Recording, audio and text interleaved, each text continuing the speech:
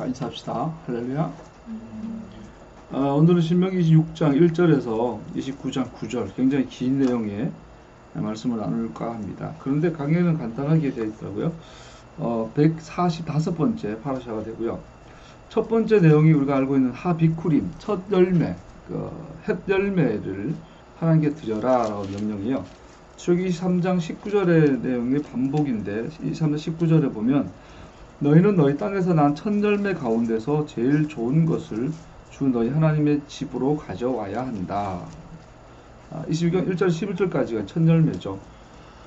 그 히브리적 개념에서 첫 열매, 첫 아들, 맞이 이런 개념은 대표성을 갖고 있죠. 우리가 첫째 사람 아담이 피조된 인간, 또 타락한 인간 대표성인 것처럼 둘째 아담이신 예수님이 구원받은 구원의 첫 열매의 대표성인 것처럼, 그래서 첫 열매라는 것은 앞으로 일어날 모든 열매의 대표성이에요. 그래서 첫 열매를 드리면 앞으로 일어날 모든 열매도 드리는 거예요. 이것은 뭘 의미하냐면 주권이죠. 소유권이 누구에게 있느냐. 니들이 이제 그 땅에 들어가면 젖과 꿀이 흐르는 복의 땅이다. 복 받을 것이고 잘 먹고 잘 살 것이다. 열심히 일하면 일한 만큼 대가를 얻게 될 것이다. 콩 심으면 콩 날 것이고 팥 심으면 팥 날 것이고 씨 종자를 1kg 심으면 100kg를 거두게 될 것이다. 100배의 축복을 하겠다 이런 약속을 하신 거죠. 그런데 알아야 될 건 네가 노력해서 된 게 아니야. 네가 애쓰고 이 더운 날 집 꾸리고 밭 갈고 김 메고 했겠지만 그것은 결국 그래도 하나님의 선물이야 라는 고백을 첫 열매 드리는 것이지요. 마침내 그 땅에 들어가 그곳에 살던 백성들은 정복한 후에 이스라엘은 그 땅이 낸 작물에 대한 감사를 하나님께 드려야 했습니다. 그들이 작물 수확이 얼마나 많은 땀을 흘리고 고생을 했다 할지라도 그것들은 실제로는 하나님이 주신 것들입니다. 우리는 우리의 모든 성취는 우리를 위한 하나님이 인자하신 자비하심이 달려있다는 것을 알아야 합니다. 그 첫 열매 드리는 것에 대한 하나님의 의도예요. 그래서 사실 이것을 인정하기에는 많은 신앙의 그 성장이 필요하죠. 너무나 고생해서 겨우 먹고 살만 했는데 그 하나님 거래요. 뭐 우리는 반발할 수 있잖아요. 내가 얼마나 고생한지 알아요. 그리고 뭐 11조 내라 감사금 내라 이게 순종하기가 되게 쉽지 않죠. 첫 열매는 거기에 대해서 말하고 있는 거예요. 네가 무슨 고생을 했던 하나님 주신 거야. 그것이 하나님 백성의 특징이야 라고 말하고 있죠.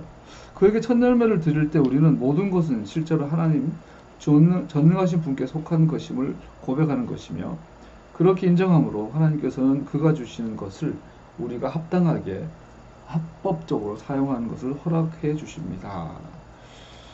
그 첫 소산은 6월절이나 오순절에 졌던 것을 볼 수 있고요. 이 첫 소산에 대한 그리고 주목해야 될 부분, 이 첫 열매를 드려야 될 대상이 누구냐?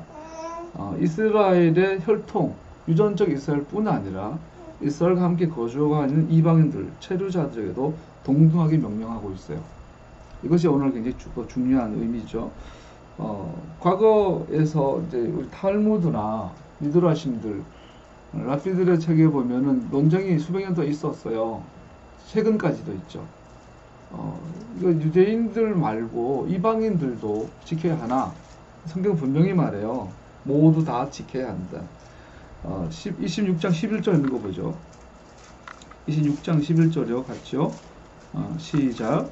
우리 사람과 당신들과 함께 사는 외국 사람과 함께 당신들의 어머니 당신들과 당신들의 집안에 주시옵소서. 이 첫 열매에 대한 명령은 레위 사람들과 당신들 가운데 사는 외국 사람들과 함께, 일반 아브라함의 혈통적 후손들뿐 아니라 그리고 직접 경제활동을 하지 않고 11조로 사는 레위 사람들도, 더 나아가 이스라엘 가운데 함께 사는 외국인들도 다 이 법을 지켜야 한다라고 명령하고 있는 거죠. 누구든지 혈통과 상관없이 그 땅에 사는 모든 사람들은 이스라엘을 애굽에서 이끌어내어 광야를 지나 약속의 땅으로 인도하신 하나님의 자비로운 주권적 행하심들을 되풀이해서 선언하며, 그 선언, 이 첫 열매 드리면서 이것은 주님께서 이스라엘에서 날 구출하셔서 이 땅에 들어와서 주신 첫 열매입니다 선언하게 하시고, 누구나 혈통과 상관없이 바쳐야 합니다. 모든 이들이 한 분 하나님과 함께하며 전 생애 동안 하나님을 예배하는 하나의 목적을 갖는 하나의 백성으로 간주됩니다. 우리 그 레위기 1장에 보면요, 1장의 첫 번째 가장 그 중요한 핵심이 그거예요. 누구든지 내게 가까이 나아오려거든 되어 있거든요.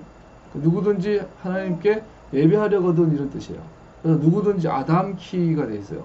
사람이면 누구나, 여자도 남자도 어른도 아이도 장애인도 그리고 외국인도 누구든지 하나님 앞에 가까이 나아오려거든, 가까이 나아가다는 게 예배하다 했죠. 그래서 하나님 앞에 누구든지 나아갈 수 있어요.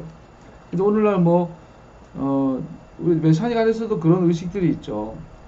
심각하더라고요. 메시아닉 하는 분들하고 대화를 해보면, 유대인들은 1등 시민, 천국에, 이방인들은 2등 시민, 이런 의식도 있고요. 중국에 유대인 정착촌이 옛날에 있었다. 일본에도 있었다. 그 사람들은 우리보다 은연중에 우리보다 우등하다. 이런 그 성경은 전혀 아니다. 처음부터 토라는 구원은 이스라엘에게만 주어진 것이 아니다라고 분명히 말하고 있죠. 그거 넘어가면 11절부터 28절까지는 10계명에 대한 얘기가 나옵니다. 10계명 철면 열매를 드리는 것에 이어서 11조 문제로 이어져 갑니다. 여기에서 검토된 11조는 특별히 3년마다 드린 11조에 관한 것입니다.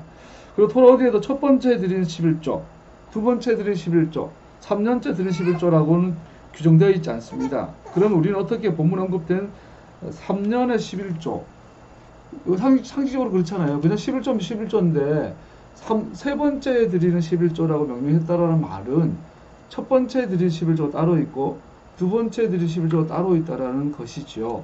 그래서 랍비들도 수백 년 전부터 당연히 그렇게 이해를 했다고 그래요.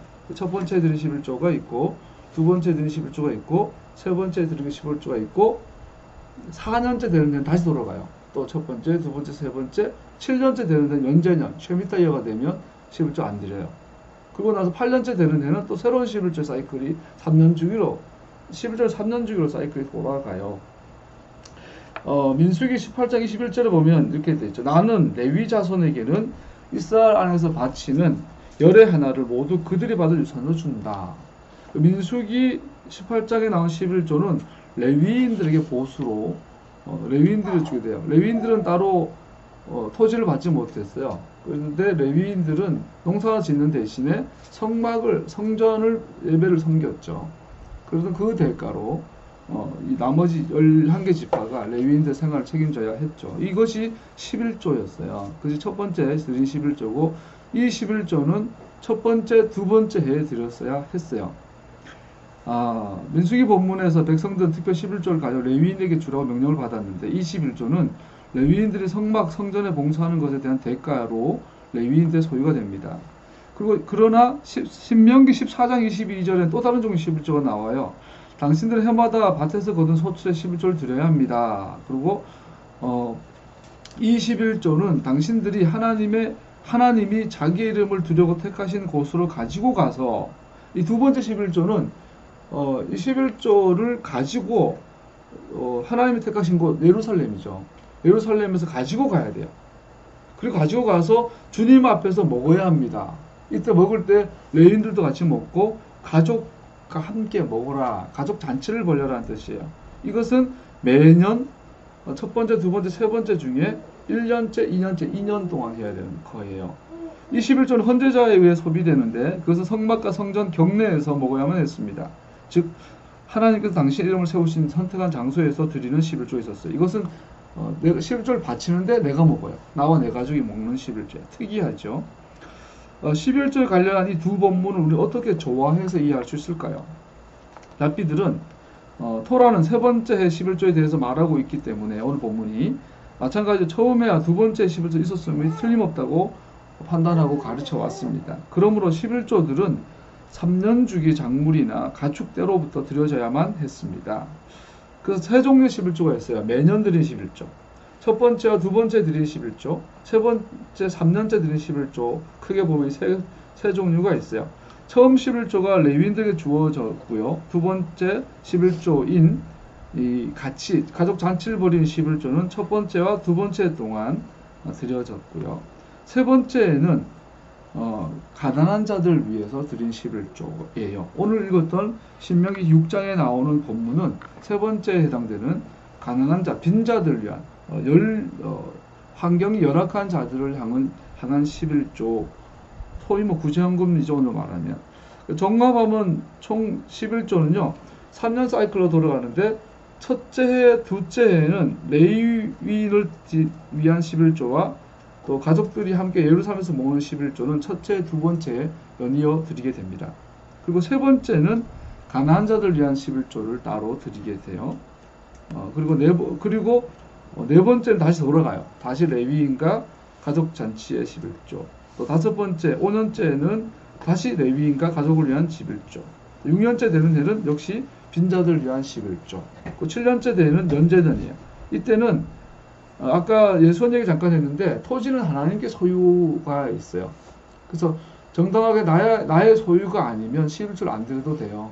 그래서 면제년은 소유권이 다 없어진 상태이기 때문에 11조가 면제가 됩니다. 자, 좀 헷갈리죠. 그래서 오늘날 11조는 뭐 무조건 이제 월급에, 우리나라 월급제가 주도하니까 이게 하게 되지만, 성경에 가면 세 종류의 11조가 있습니다. 토라에서 11조는 또 하나 또 주목할 부분은, 토라에서 말하는 11조는 오직 들판의 농작물과 땅에서 난 소산물과 그리고 가축들에 대한 10의 1만 가능해요. 예를 들어서 장사를 해서 돈을 벌면 이거 안 해도 돼요. 토라의 문자적으로는. 그래서 뭐 장사해서 돈 벌었다거나, 오늘 말 부가가치가 재산이 생겼다면, 뭐 유산을 받았다거나, 뭐 주식을 샀는데 대박이 났다거나, 이런 식으로 안 해도 돼요. 토라에 의하면. 그래서 오늘날은 이것을 합리화시키기 위해서 오늘 교회에서는 봐봐, 이런 11조가 있으니까 네 월급에 11조를 내야 돼 라고 이제 규정화됐죠. 그래서 이것은 전혀 비성경적이에요. 그래서 오늘날 11조는 전혀 의무적이지 않아요. 요즘 교회에서 뭐 11조 안 내면 저주받는다, 11조 하면 세금이다, 새빨간 거짓말. 11조는 세금도 아니고 안 해도 돼요. 11조는 반드시 레위인들에게 주고 성전에 내야 돼요. 지금 레위인들도 없고 성전도 없기 때문에 11조를 낼 대상이 없어요. 그러나 기억해야 될 건, 예수님께서 오셔서 성전을 재건하시고 거기에 제사 시스템이 다시 구축이 되면 그때는 11조 다시 내야 돼요. 그러면 오늘 우리에게 적용되어진 건 뭘까요? 11조에 대한 시스템이 아니라, 제도가 아니라 그 원리가 되겠죠. 그걸 잠깐 살펴보고 볼 겁니다. 11조는 레위인들보다, 또 어떤 사람들은 말한 것처럼 11조는 과거에 있었으니까 오늘날도 해야 돼 라고 말을 했는데 11조 자체는 폐지되지 않았어요. 그러나 오늘날 기독교에서 말하는 11조 제도는 잘못된 거예요. 두 번째 또 기억해야 될 건, 그렇기 때문에 11조는 레위인들보다 교사들, 오늘 소위 성경을 가르치는 성경교사, 목사님들이죠. 목회자들에게 11조를 내야 해라고 해석을 해서 기독교에서 그렇게 적용을 하고 있죠. 그러나 그거는 성경적 근거가 전혀 없어요. 오히려 성경은 교사들에게는 헌금을 드리지 않아요. 어떤 11조랑 전혀 상관없어요. 교사들, 목회자들로 말하면 성경을 가르치는 선생님들에게는 11조가 아니라 그들의 가르침으로 유익을 얻는 이들로부터 부양받아 생활을 책임져야만 했습니다. 사도 바울이 그러죠. 말씀을 전하는 자와 가장 좋은 것을 함께 나누라. 그거 이러한 소의 입에 망을 씌우지 마라. 이것은 11조와 상관없는, 나와 내 가정이 누군가에게 말씀을 배우게 되면 그 말씀을 가르치는 자와 가장 좋은 것을 나누라라고 사도 바울이 말하고 있는 것이요. 주 3세기, 4세기 이제 초대교회가 메시아닉적, 소위 메시아닉 교회의 흐름이 끊어지고 이방화, 헬라화 되어지면서 헌금 제도에 굉장히 큰 변화가 일어납니다. 우리가 잘 알고 있는 것들이죠. 그래서 교회가 이제 유대인들은 버림받았고, 교회가 이제 영적 이스라엘이야. 교회가 이스라엘로 대체됐어라고 대체 신학이 일어나고, 장로들과 교회의 주교들은 새로운 제사장의 제도가 세워졌다고 잘못 가르쳐. 오늘날 소위 만인 제사장이죠. 그래서 옛날에는 제사장이 있고 레위인들이 있었지만 얘들은 다 예수님을 죽였기 때문에 버림받고, 이제는 교회가 이스라엘이야. 그거 이제는 교회 목사님들이 장로고, 여기서 말 교회 지금 프레스바이테리언인가? 그 장로교회 장로를 말한 게 아니고 교회의 리더들, 그걸 말하는 목회자들이죠. 이 목회자들이 제사장이야라고 3세기, 4세기부터 교회는 그렇게 갖춰져 왔고 지금도 그렇게 갖춰지고 있어요. 그러나 전혀 성경적 그 이단이에요, 사실은. 로마 카톨릭 교회가 제사장의 11조를 성경에서 말하는 레위인들 드려야 될 제사장들의 생활을 위해서 드려야 될 11조를 오늘날 자기들의 성직자들에게 이제 성직자들이 제사장이야 그러면서 이렇게 시스템을 만들어 버렸죠. 그러나 이것은 전혀 성경적이지 않고 심각하게 말하면 비성경적인 반토라적인 것이죠. 개신교회도 이 로마 캐톨릭의 전통을 그대로 이어갔습니다. 개신교회가 다른 것은 종교 개혁하면서 로마 캐톨릭과 이 뭐죠? 선을 그으면서도 돈 문제는 같이 가요. 민주당 같지 않아요? 민주당. 우리 문희상 그 국회의장이 온갖 뭐 국민을 위한답시고 뭐 민주당이 뭐 적폐청산한다 거리더니 그 국회 특수활동비는 같이 쌈싸미 해먹는 거예요. 끝까지 안 나. 이번에 국회 활동비가 1년에 수백억인데 이것을 국회의장 뭐 야당 대표 여당 대표 지킨다 나는 홍영표 뭐 민주당 대표 뭐 김성태 이것들이 죄송해요 어른들인데 국회의원들이니까 겉으로는 뭐 나라 적폐청산하고 촛불 정치를 개선하고 별 소리를 다 하는데 속에서는 돈 문제만 적폐청산하기 싫은 거야. 이게 사람 심리인가 봐요. 제사장도 그러고 로마 캐톨릭도 그러고 루터도 켈빈도 그랬어요.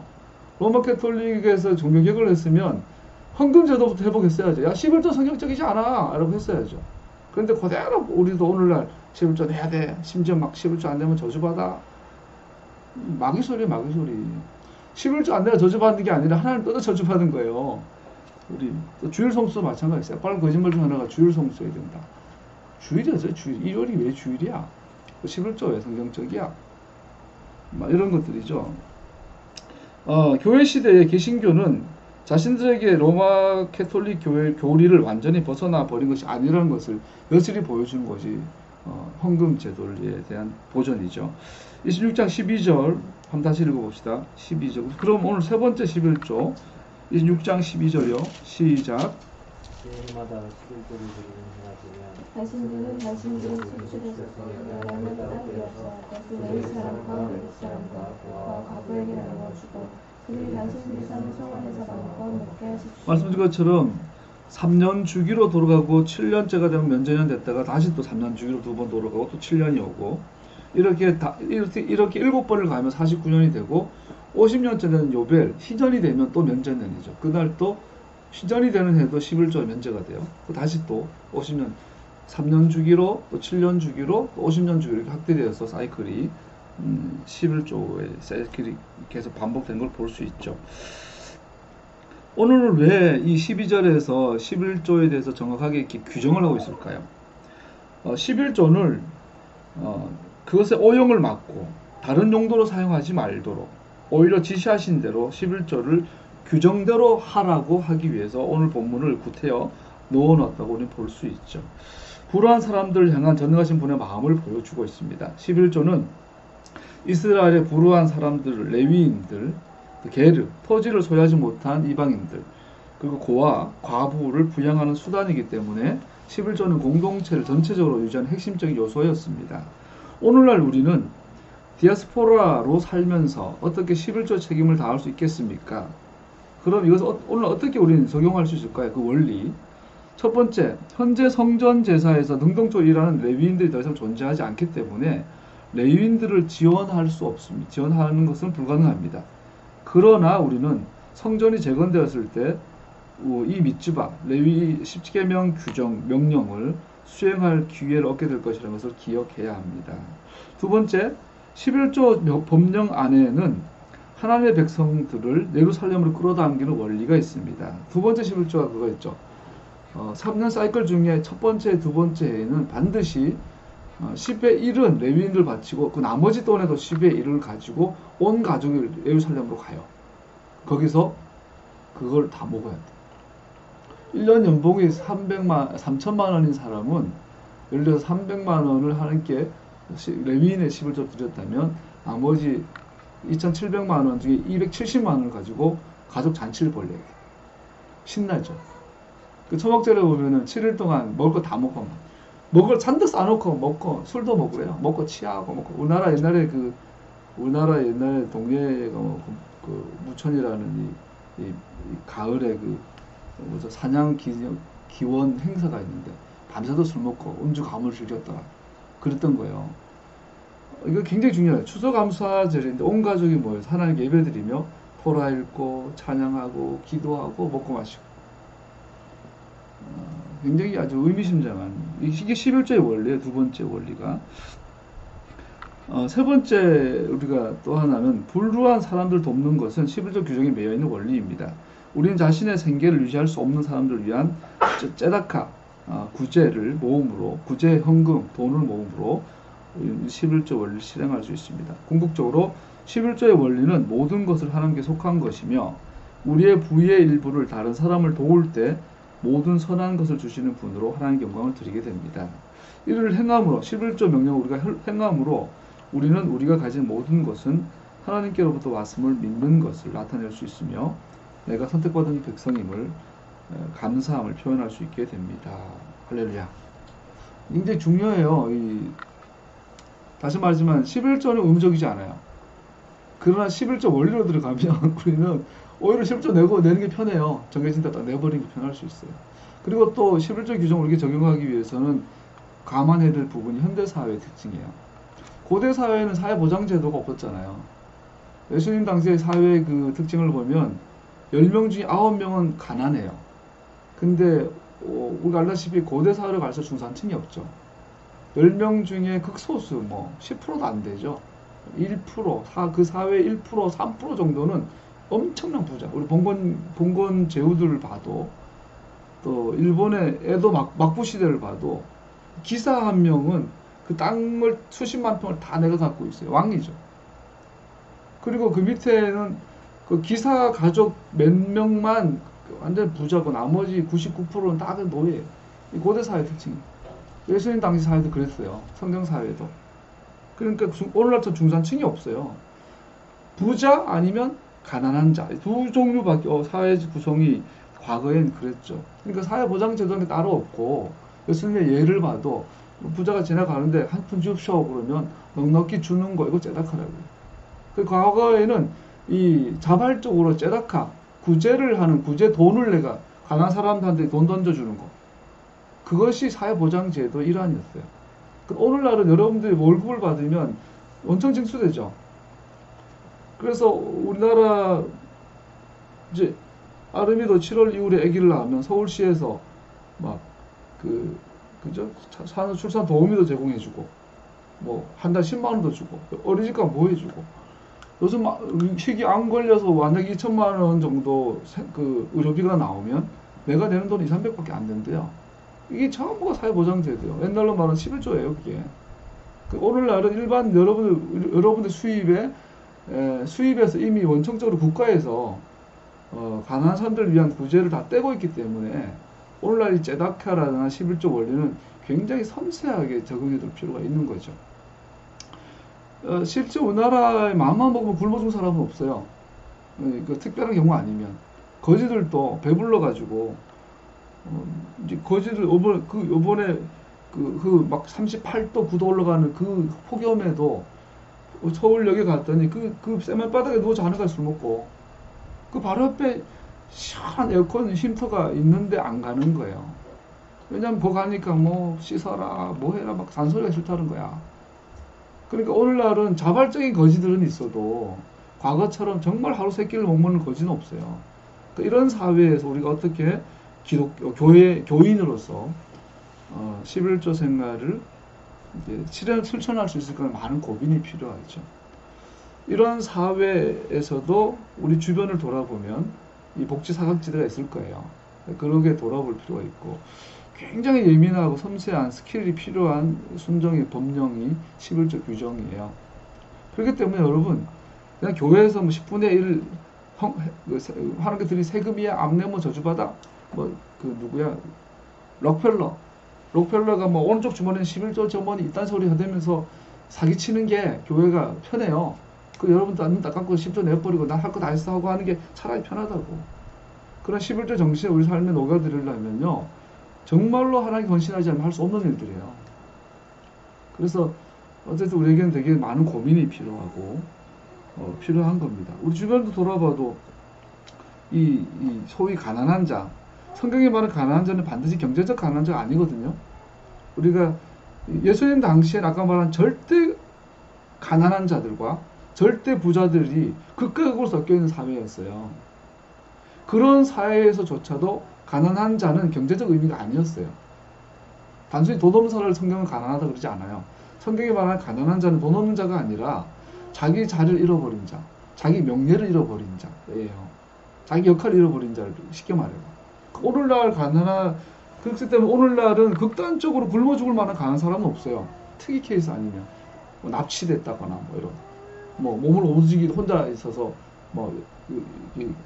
연락이 끊어졌다고 이런 케이스 아니면 거지들조차도 이제는 그래요. 그런 사회에서 우리가 가난한 자에 대한 정의도 새로가 필요하죠. 가난한 자. 그 경제적 궁핍한 것도 들어가죠. 오늘날 말은 사회적 약자라고 할 수 있어요. 유아, 뱃속에 있는 태아, 그리고 복염이 주원이처럼 엄마가 안 도와주면 지연이가 밥 안 주면 주원이를 칠 안 해주고 3일 안 해주고 이게 약자죠. 사회적 약자가 되죠. 장애인, 또 대기업 하청업자들, 상대적으로 또 여러 가지 약자들이 있을 수 있어요. 교회는 정말 11조 교정을 보면서도 정말 화가 나는 게 지난주에 신문당 보지도 않, 요즘 태극 집회 나오면 보지도 않으니까 무관심했는데 지난주에 이제 메갈 페미니스트의 그 이상한 그 변태적인 집회와 동시에 광화문에서 그 더운데 태극 집회 있었대요. 이번에 그 태극 집회 주도가 보수 기독교였대요. 저는 몰랐는데 일자양 목사님 사회 보시고 변승우 목사 이런 변이 있는 목사가 설교를 하시고 그리고 그들의 그 집회 그 정광훈 목사님 사랑제일교회 과거에 제가 다 조했던 목사님들. 근데 그 정광훈 목사님도 사회 보시고 이런 식으로 소위 사회적 지탄의 대상이 되는 큰 교회 목사들이 주도해가지고 전국에 있는 교인들 그 버스로 동원해가지고 집회를 했나봐요. 근데 그들이 집회 가운데 어제 물 목사님 잠깐 들었는데 그 집회의 목적 중에 하나가 그 강복절 건국 70주년 기념이라 11조 정신으로 돌아가면 절대 그런 짓 할 수 없어요. 제가 보기에 그 광화문에 모이는 그 집회는 정말 악한 집회예요. 교인들은 절대로 그런 짓을 하면 안 돼요. 성경을 읽는다면 70주년 전형적 유라 이번에 김경수 트로킹이 그러잖아요. 거짓말을 거짓말 났잖아요. 이 김경수 도지사의 이 트로킹 사건을 특검이 조사를 하고 있는데 특검 지들이 떡 막힌 거야. 도대체 할 수 없으니까 그냥 정치적으로 영구 청강을 했는데 새벽에 기각됐더라고. 근데 그 트로킹이 얘가 계속 거짓말로 증언하다 보니까 나중에 지 스스로 꼬이는 거야. 그 증언하면 할수록 특검이 좀 곤란해지니까 마무리하기 위해서 그냥 정치적 정략으로 떨어진 건데 그 특검의 대표가 뉴라이트 계열의 기독교인이에요. 검사가. 본인이 아니라고 하는데 뉴라이트는 기독교를 베이스로 하고 있어요. 한국 기독교를. 뉴라이트의 기본적 역사관이 뭐예요? 식민지 역사관이에요. 식민지 근대화론. 많이 들어봤어요. 식민지 근대화론의 뿌리는 일본 교회. 어느 날 지규철 목사님에게 일본 목사들이 찾아와요. 일본에는 일본 목사들이 찾아와서 지규철 목사님한테 뭐라고 회유를 하냐면 야, 나도 목사고 나도 교인인데 우리 일본 교회는 신사에 절을 한다. 왜? 그 신사는 종교가 아니기 때문이다. 여러분 일본의 국교를 신토라 그러죠. 이 신토는 두 종류가 있어요. 국가 신토가 있고 교파 신토가 있어요. 국가 신토는 우리가 국민의례 하듯이 국민의례 차원이라고 일본 정부에서 과거에서부터 회유를 했어요. 이거는 종교가 아니니까 기독교도 불교도 전 세계 모든 종교도 일본을 존중한다면 국가 신토에 와서 참배를 해라. 이건 종교가 아니다.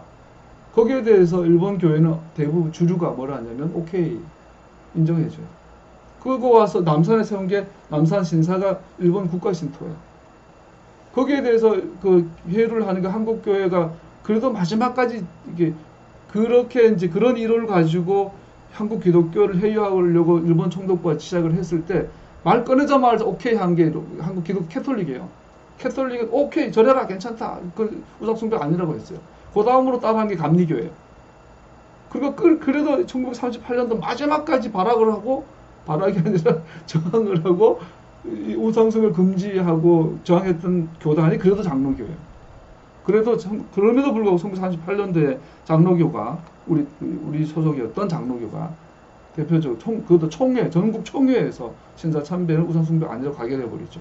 그리고 주의철 목사님을 목사직 박탈하고 교단 파면시켜버려요. 그 주의철 목사님을 회유하고 있는 일본 목사들이 찾아와요. 이 논리가 뭐였냐면, 그것은 우상숭배가 아니라 그냥 국가 의례다. 이제 조선과 일본 하나가 아니냐. 일본 교회가 국가 신토를 국가 의례로 받아들였으니까 너희들도 받아들여라. 주의철 목사님 단호하게 거절하죠. 다시 스스로 감옥으로 들어가죠. 그리고 순교하시죠. 여러분 보세요. 이 전형적인 두 가지 면이에요. 일본 기독교는 식민지 근대화론의 뿌리가 돼요.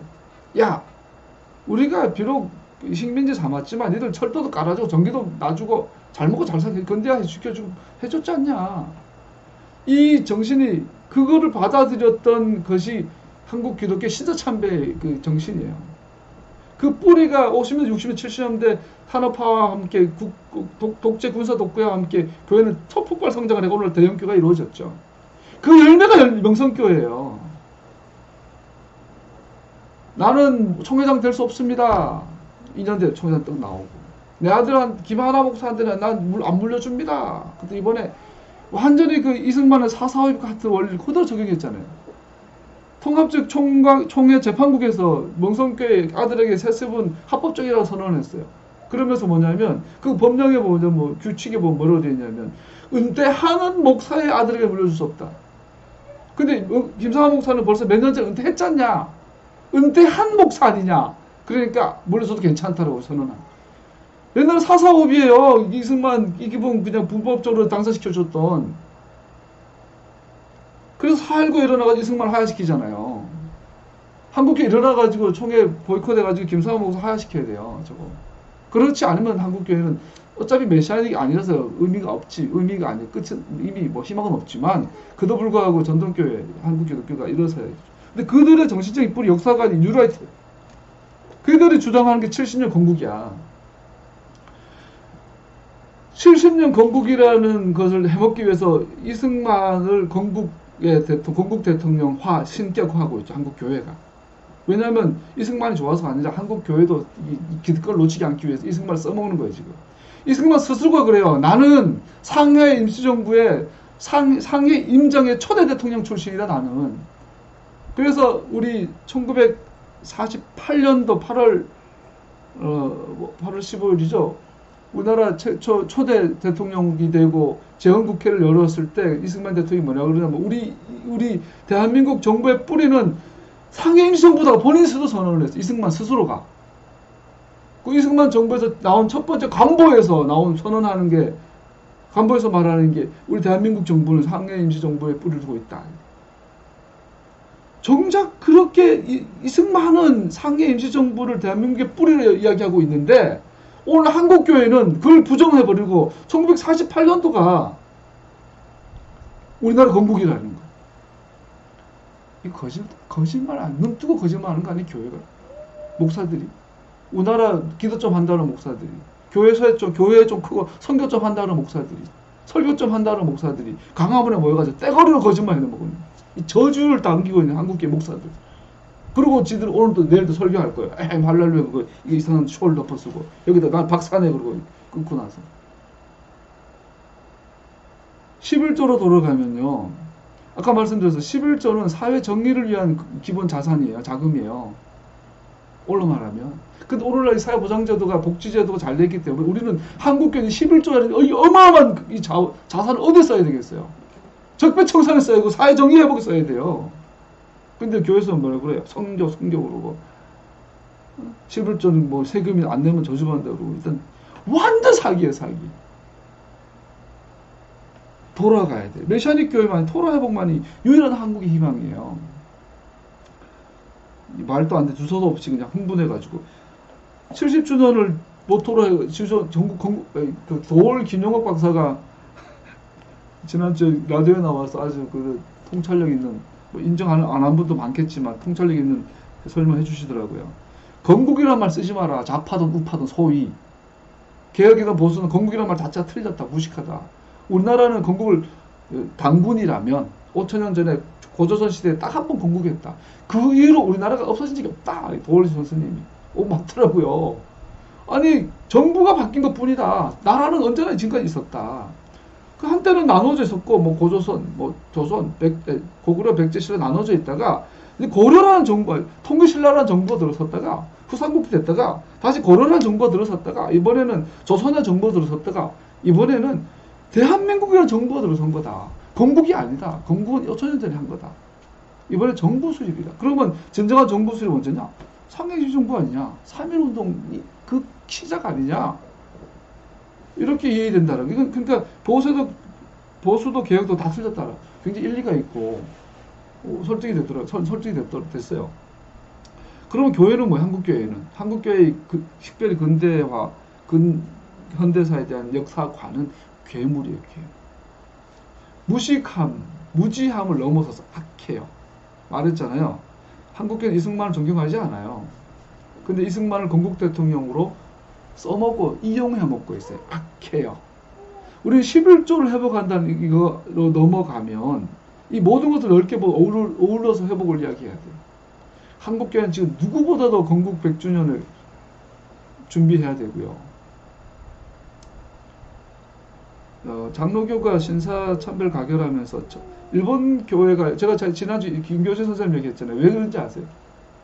일본의 교회가 조합교회라는데 일본의 교회 주류 교회가 메이지 유신을 통해서 일본이 그 천황 중심의 정치 세력을 중심으로 이제 하나가 돼요. 급속도로 근대화되면서 일본에서 기독교가 큰 뜨거운 감자였어요. 이 선교사들이 와 있고, 그래서 일본이 어떻게 회유를 했냐면 신토를 국가 종교로 만들면서 아까 말한 것처럼 국가 신토와 교리 신토를 교파 신토를 나눠요. 교파 신토는 종교지만 국가 신토는 그냥 국민 의례다. 이건 우상 숭배 아니다라고 회유를 해요. 대부분의 일본 기독교는 거기로 넘어가요. 거기에 대해서 아니라고 선언한 사람이 우츠무라 간조 선생님입니다. 그 우츠무라 간조 선생님은 절대로 이 국가 신토는 우상 숭배도 안 된다. 그리고 교단이 일본의 주류 교단이 아니라 성경에 세워진 교회를 세워야 한다고 주장했던 분이 우츠무라 간조고, 그분의 제자가 김교신 선생님, 함석권 선생님. 그분들이 한국에 들어와서 성서조선이라는 잡지를 발간하기 시작하면서 오직 성경이라는 걸 모토를 하려고 노력을 했죠. 그러나 나중에 결국은 일본의 압제로 그것이 폐간이 되죠. 한국교회 뿔을 보세요. 그 1942년도인가 2년도인가 성서조선 폐간해서 김도준 선생님이 감옥에 갇히는데 일본놈들한테 그때 우리나라 한국 38년도에 그보다 한 4, 5년 전에 우리나라 가장 큰 장로교단이 총회에서 신사참배를 가결을 해요. 일본의 주류교회 같이 교회를 같이 해야죠.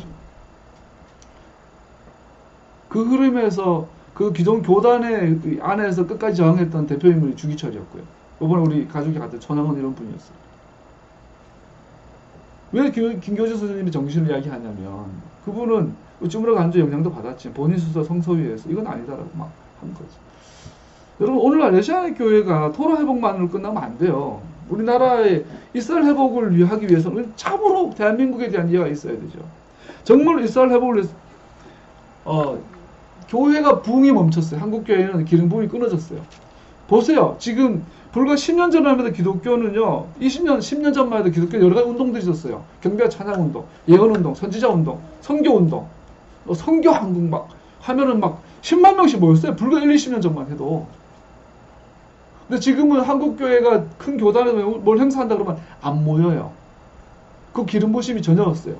찬양 집회를 해도 오늘 그냥 가스펠 가수 애들이 그냥 희한한 노래 만들어가지고 폼 잡고 하는 거지 옛날처럼 그 기름 부으심이 끊어졌어요. 다이제 장막 그 스카프로노 목사님의 집회가 1집부터 10집까지 기름 부심이 있다 11집 때 가면 오늘 갑자기 너무 메말라지더라고. 경배 찬양 운동이 막 오늘 뭐 YM에서 하요 집회 뭐 어느 날 기름 부심이 어느 날부터는 그냥 공연이 되더라고. 지금은 대한민국에 어느 집회에도 기름 부심이 없어요. 눈 가리고 앙하고 있어요. 아닌 척하고 있어요. 대한민국의 기름 부심 하나님 이제 끊어졌습니다. 이 현실을 직시해야 돼요. 근데 왜 그럴까요? 개인적인 사견이지만 목사로서 그 원인은 간단해요.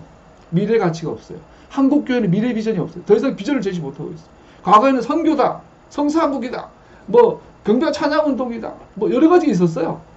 지금은 무슨 모토를 세워도 이제 다 끊어져요. 예배 회복, 기도 회복, 다 교회 회복, 무슨 소리를 해도 한국교회 더 이상 모임의 기름 부심 자체가 없어요. 이제 그냥 그 부자가 망해도 3년을 먹고 산다고 한국교회 워낙 부자이기 때문에 워낙 그동안 해놓은 게 기도도 해놓고 헌금도 많이 해놓은 게 있어서 그냥 모임은 굴러갈 뿐이에요. 그러나 3년 뒤에 지나고 망합니다. 한국교회는 이제 죽었고 이제 꼴까닥 하면 돼요. 이제 그러면 희망은 뭐야? 미래가치를 제시해 줘야 돼요. 한국교회는 미래가치, 비전, 갈 바를 제시하는 운동이 일어나야 돼요. 그게 뭐예요? 이스라엘. 경배와 찬양, 예언운동, 성교운동, 이 모든 것은 이스라엘 향한 것들이었어요. 이스라엘 회복을 위해서 한국교회 나아가야 돼요. 즉 하나님의 나라의 회복을 위해서, 하나님의 나라, 아버지의 나라, 천국이 이 땅에서 실현되는 것, 즉 하나님의 나라의 특징적, 정치적, 사회적, 교리적, 역사적 대표 명사 이스라엘. 이스라엘에 대한 미래 가치를 제시하지 못하면 한국은 무너져요. 한국교회는 끝났어요. 그럼 이 이스라엘 정체성이 뭡니까? 토라 아니에요. 절기 아니에요, 절기. 토라와 모에드, 토라와 절기 회복 없이 이스라엘 회복은 불가능해요. 메시아닉 동반이 한국교회 미래예요. 그런데 교회는 메시아닉 교회를 이단이라고 그래요. 주일 성수 안 하면 이단이래. 샤밧 지키면 이단이래. 장로 집사님들 뭣도 모르고 목사들이 그렇게 말하면 따라서 여러분들 찾아와서 언니들 오빠를 합시고 지들 교회 집안 어른이 합시고 이단 아니냐 엉뚱한 소리. 나중에 그 죄를 어떻게 지들이 그걸 하려고. 이스라엘 회복이라는 미래 가치를 한국교회가 제시하지 않으면 한국교회 미래는 없습니다. 근데 문제는 이스라엘 회복을 위해서 우리는 유대인 흉내내고 6월절날 오순절날 막 예루살렘 가가지고 지키고 좋죠. 할 수 있으면 우리도 가볼 수 있으면 좋죠. 나도 예루살렘 가보고 싶어요. 돈 있으면. 그것보다 중요한 게 이스라엘 회복의 핵심은 먼저 내가 대한민국인으로서의 정체성을 회복해야 돼요. 하나님이 왜 이스라엘의 복음, 이스라엘의 회복의 복음을 왜 120년, 140년 전에 북쪽에서 남쪽에서 쪽복음을 번역을 해가면서 소래교회를 자생교회를 세워가면서 한국교회 시작이 됐냐라는 거죠. 이스라엘 회복의 복음이 왜 한국교회에서 뿌리를 내렸고 토마스 목사님이 성경을 뿌렸을 때 김춘배인가 뭐 그 주워가지고 벽지에 발랐다 읽다가 뭐 구원받았다. 그런 일들이 왜 일어났냐면 하멜이 왜 울면서 여기 지나갔냔 말이에요.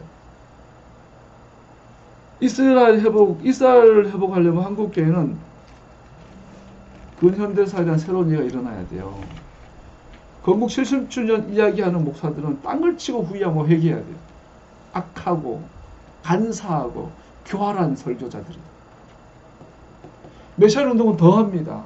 참으로 메시안의 한국교회 우리가 메시안 운동을 하고 토라 회복을 이야기하는 목사라면 참으로 이스라엘 회복을 꿈꾸고 있다면 우리는 대한민국의 정체성, 한국인으로 정체성을 영적 정체성을 반드시 해결해야 돼요. 그럼 우리가 넘어가야 될 게 초위 적폐, 소위 식민지 근대화론, 소위 기독교 역사관이라고 할 수 있는 뉴라이트를 해결해야 돼요. 누굽니까? 그 목사님, 옛날에 되게 존경했던 그 목사님, 남양주에 있었던 그 누구죠? 갑자기 기억이 안 나네. 네? 김진홍 목사님이 한국 성서조선의 대표였어요. 그 옛날에 그 정신 이어받으려고. 근데 그분 뉴라이트 계열의 역사관을 갖고 있죠. 그분의 말년이 너무나 추악해. 자기의 제자인 장로한테 따기를 맞고 그 따로 살지 말라 소리 충고를 들어야 될 만큼. 여러분 진리를 떠나면 트루킹 김경수를 하고 거짓말쟁이 트루킹 이 인간처럼 거짓말은 꼬리를 낳습니다. 한국교회는 진리를 떠나 거짓을 전하면 전할수록 꼬리를 낳습니다. 그 예언적 사건이 명성교회 사건이고 부산에서도 지금 어떤 뭐 장로 하나가 교회 예산을 매도 빼먹은 것 지금 그걸로 단임 목사를 그냥 출교시키고 이런 사건이 일어나고 교회마다 추태를 보여주고 있는 것은 한국 교회는 한국 민족의 미래가 아니라 이게 천덕꾸러기가 되어버린, 악취의 근원이 되어버린. 이것을 회복할 수 있는 것은 토라로 돌아가야 돼요. 토라로 돌아가기 위해서 알잖아요, 여러분. 토라 백날 배워봐야, 메시아님도 백날 해봐야 우리나라의 지난 100년, 200년 역사에 대한 바른 이해가 없으면, 문재인 대통령이 촛불혁명 이후로 대통령 당선되고 나서 한국 교회 안에 그런 게 있었대요. 서울의 큰 교회 목사들이, 박사학 목사들이 대통령 당선되자마자 대통령이 극비리에 평양 갔다 왔다고. 북한에 보고하러 갔다 왔다. 친북 좌빨이고. 그걸 목사들이 공공연하게 그냥, 어휴, 그런 목사들이 뭐 광화문에 지금 저런 짓을 하고 있는 거야, 지금. 그 나머지 교회는 다 따라가고 있고. 이 일을 어떻게 할 거예요? 심지어 메사니 교회조차도 거기 동조하고 있고. 말씀을 마무리하겠습니다. 27장, 28장으로 넘어가면 긴 내용이지만 오늘 간단하게 설명하고 마칠게요. 니들이 그 땅에 들어가면 그리심산, 에발산, 그러니까 에발산에는 저주를 기록하고 그림신산에는 축복을 기록해라. 그 사이에 니들이 서라. 그리고 니들은 다시 계약을 맺자. 이 민족은 계약의 책임을 받아들이고 축복과 저주 둘 다 포함하여 하나님께서 그들에게 주신 계약을 유지할 것을 동의해야 했습니다. 이 여호수아 8장에 보면 오늘 27장, 28장에 그림신과 에발산의 축복과 저주에 대한 선언이 실현된 것을 볼 수 있어요. 온 이스라엘 백성은 장로들과 지도자들과 재판장들과 이방 사람들과 본토 사람과 함께 이방이나 본토인이나 다 함께 교회 양쪽에 서서 주님 언약궤를 맨 레위 제사장을 바라보고 서 있었다. 백성의 절반은 그리심산을 등지고 서고 절반은 에발산을 등지고 섰는데 이것은 전에 주님의 종 모세가 이스라엘 백성을 축복하려고 할 때 명령한 것과 같았다. 금방 읽었던 신명기에 대한 내용이죠. 그 뒤에 여호수아는 율법책에 기록된 축복과 저주의 말을 일일이 그대로 낭독하였다. 리딩하였다. 선언하였다. 모세가 명령한 것 가운데서 이스라엘 온 회중과 여자들과 아이들 그리고 그들 가운데 같이 사는 이방 사람들 앞에서 여호수아가 낭독하지 않은 말씀은 하나도 없었다. 오늘 신명기 28장, 29장의 이 축복과 저주의 문은 여호수아 시대에 역사적으로 실행한 것을 볼 수 있죠. 다시 한번 이 축복과 저주의 대상은 유대인이나 이방인이나 제사장이나 전부 다 한 같은 책임과 같은 권리를 갖고 있음을 보여주고 있어요. 이스라엘 구성하는 모든 이들이 토라를 내야 할 계약으로 수용하는 얘기가 나옵니다. 모든 사람이 같은 권리와 같은 책임을 지게 되었습니다. 모든 사람이 진정한 계약의 일원이었습니다. 그러나 이 저주를 우리는 어떻게 이해합니까? 하나님의 선택하신 백성들이 불순종으로 그렇게 모질게 취급받는 것이 가능할까요? 토라는 용서가 없는 걸까요? 오늘 한국교회를 이야기했어요. 한국교회는 그래요. 토라는 유대인들이 지키는 거예요. 폐해진 거예요. 샤밧은 유대인들, 저주받은 유대인들이나 하고 우리는 크리스찬이야. 우리는 1월이야. 1월. 주일이야. 주일. 6월절은 유대인들이나 지켜. 우리는 부활절이야. 이러고 있는 거죠. 그럼 오늘 토라는 뭐라고 그래? 아니야. 본토인이나 이방인이나 본태생이나 외국인이나 모든 사람은 똑같이 토라를 지켜야 될 책임과 토라의 축복과 저주를 받을 권리가 있다라고 말하고 있는 거죠. 모든 사람은 계약의 일원이어야 한다라고 말하고 있어요. 그러면서 그걸 배경으로 말해서 축복과 저주를 하고 있어요. 근데 재밌는 건 본문에 축복은 짧아요. 그 축복은 그리심산에 기록했던 축복의 내용은 오늘 본문에 생략되어 있어요. 그리고 길게 에발산에서 어떤 기록의 저주의 전문은 다 기록되어 있어요. 신명기 31장에 보면요. 제가 간단히 읽어드릴게요. 31장 16절에 보면 모세는 이미 알고 있었어요. 주님께서 모세에게 말씀하셨다. 너는 네 조상과 함께 잠들 것이다. 너는 죽을 것이다. 그러나 이 백성은 들어가서 살게 될 그 땅의 이방 신들과 더불어 음란할 짓을 할 것이다. 그들은 나를 버리고 나와 세운 그 언약을 깨뜨릴 것이다. 모세는 알고 있었어요. 하나님께서는 알고 계셨어요. 이놈들이 가면 저주받을 짓을 할 것을. 그럼에도 불구하고 모세를 통해서 오늘날 축복과 저주를 하고 있는 것은 그들이 돌아오길 기대했기 때문에. 자, 다시 질문하죠. 하나님께서 선택하신 백성들인데 왜 축복보다 저주를 강조하여 저주를 이야기하고 있을까요? 토라는 용서할 수 한번 죄짓고 나면 용서가 불가능하다고 말하는 걸까요? 그렇지 않다라는 거죠. 여기서 말하는 저주는 죄를 짓고 회개하는 사람이 아니라 죄를 짓고도 회개하지 않는 사람에게 내리는 것입니다. 저주는 진정한 계약의 일원이 되는 것으로 자신을 보지 않는 반역자들에게 내리는 것입니다. 그러므로 마음에 토라가 새겨진 사람들과 하나님께 복종하지 않는 사람들을 나누는 수단으로서 토라의 기능은 할례받은 마음의 자연스러운 열매입니다. 하나님께 반역하는 것은 굳은 마음의 자연스러운 열매입니다.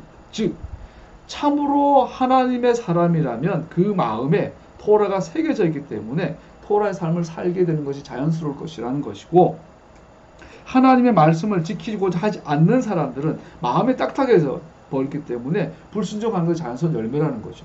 그들에게 복과 저주가 선언되어 있는 거죠. 즉 죄를 지었는데 회개하지 않으면 저주를 받는다라는 거예요.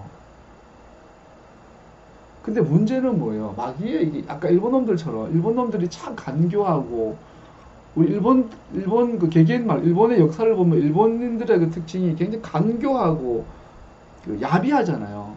그러니까 정도로 안 하고 야비하게 틀어가지고 헷갈리게 만들죠. 아까처럼 기독교가 자생적으로 지금 일본에도 기독교가 굉장히 붕을 했어요, 초기에. 그랬는데 그 일본 외국 선교사들 일본에 가가지고 기사들이나 사무라이들을 먼저 전도를 했어요. 영주들을.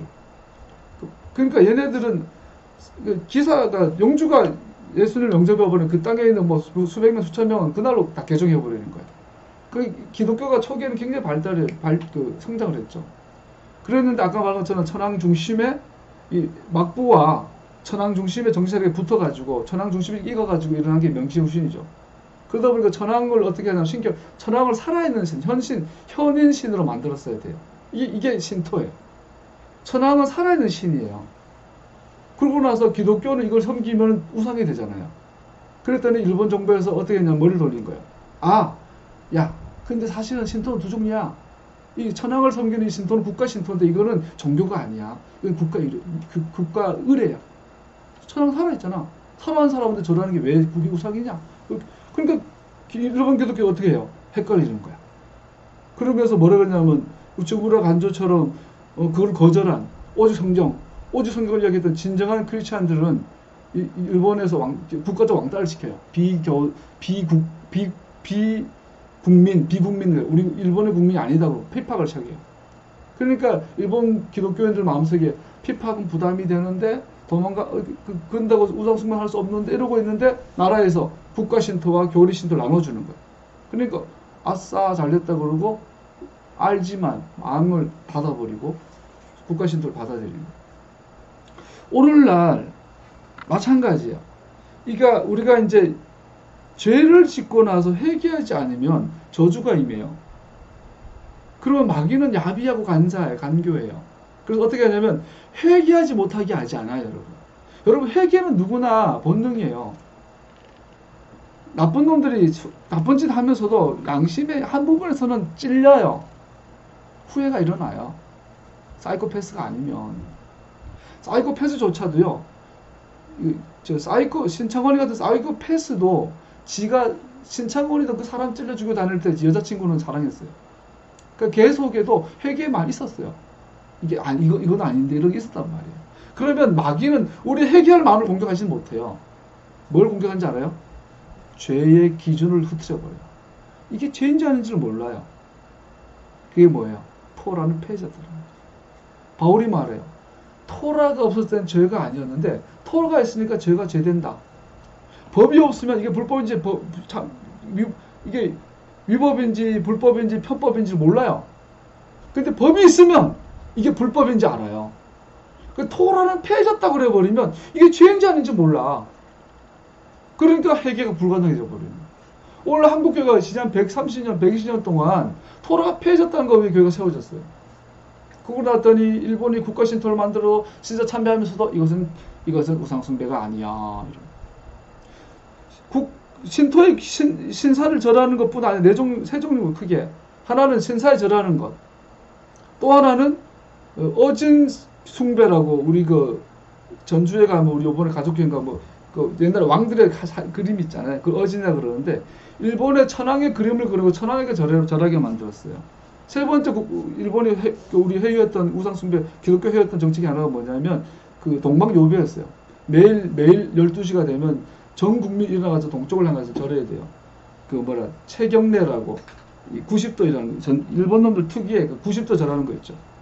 그러면서 하는 거. 그러니까 교회에서 어떻게 했냐면은 주시솔 목사님은 세 가지 다 우상숭배다라고 거절한 거고, 많은 대부분의 목사님들은 다 신화 300가지 이건 국가 신토다 괜찮다 했고, 그래도 우상숭배를 거절했던 수많은 그 리더들 어떻게 했냐면은 신토에게 절하는 건 우상숭배지만 어진에게 경배하는 것, 살아있는 할아버지한테 절하는 거니까 이거는 뭐 괜찮다. 또 하나는 동방요배도 멀 떨어졌지만 선왕 살아있지 않냐. 그러니까 동방요배도 괜찮다. 이렇게까지 타협하기 시작했어요. 왜? 죄에 대한 기준이 모호해져 버렸기 때문에. 토라를 공부하면 그것이 우상숭배가 선명하게 보여요. 천황이 살아있는 천황한테 절했나요? 일본의 천황이라는 신에게 절한 거 아니에요. 동방요배. 그걸 거절하다가 학교에 타협당한 분이 손양원 목사님이에요. 그런데 만약에 지금 우리 은재는 여기 학교 갔는데 학교에서 동방요배 시키면은 어떻게 우리 아이 교육을 포기할 각오를 하고 순종해야 되는 거예요. 그래도 불구하고 그렇게 할 수 있었던 원인은 뭐냐면 죄에 대한 분명 기준이 있었기 때문이에요. 오늘날 우리 한국교회는 토라가 펼쳤다가 하면서 죄에 대한 기준이 사라져요. 모호해져요. 그렇게 되면 그 결과가 뭡니까? 교회는 더러워지죠. 세속화 소위. 그 최종 결론은 하나님의 이름 땅에 떨어져요. 한국교회죠. 세습 자체가 뭐가 문제가 있겠어요? 그러나 세습하는 그들의 태도와 그들의 정황과 그들의 중심은 극히 악하죠.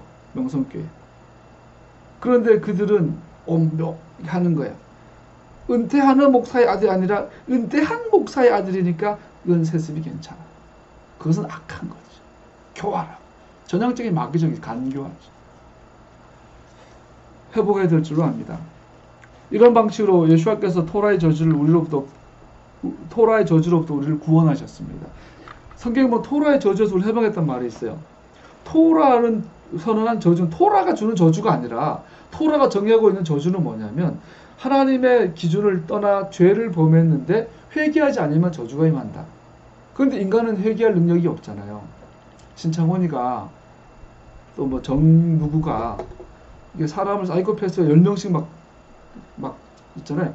예리한 칼로 사람을 죽여서 사이코패스가 된 애들은 항상 예리하게 잘라 죽이죠, 사람. 그러니까 둔기로 충격으로 때려서 죽여서 살인의 쾌감을 본 애들은 계속 때려 죽인대요, 걔네들. 이 사이코패스인 거예요. 그들도 이건 아니야라고는 알고 있어요. 지 엄마를 때리진 않아요, 그렇게. 지가 좋아하는 여자를 그렇게 하진 않아요. 히틀러도 사랑하는 에바가 있었잖아요. 여자가 있었어요. 그 여자한테는 순정파였어요, 히틀러는. 노래도 하고 시도 불러주고. 근데 여러분, 그러니까 그런 것들이 있는데 토라는 이것이 잘못됐다, 죄라는 것을 정리해 주는 거예요. 근데 문제는 우리 속에 그것이 죄인 줄 알아도 그 죄를 회개할, 그 죄를 처리할 능력이 없는 거예요. 그래서 예수님께서 그것을 토라의 저주라고 그러는 거예요. 토라가 저주한 게 아니라 우리 안에 토라를 회복할, 순종할 능력, 힘이 없는 거야. 그때 예수님께서 우리에게 그 저주를 해결해 놓으신 것이 십자가죠. 우리의 저주를 대신, 우리의 죄를 대신 져 주셨어요. 그러고 나서 거기서 끝나지 않고 우리 속에 성령을 넣으셔서 우리 마음속에 회개하는 마음, 후회하는 마음과 하나님의 뜻대로 살고자 하는 능력을 넣으셨어요. 그래서 성령이 우리 속에 안에 실제로 역사하시기 때문에 우리는 죄를 단칼에 딱 끊지는 못하지만 어떤 죄는 단칼에 끊을 수도 있죠. 자꾸 죄를 멀리하고 떠나게 하는 힘이 우리 속에 있어요. 성령 충만이라고 해서 간단해요. 그것을 강력하게 죄를 끊어버린 힘인 거죠.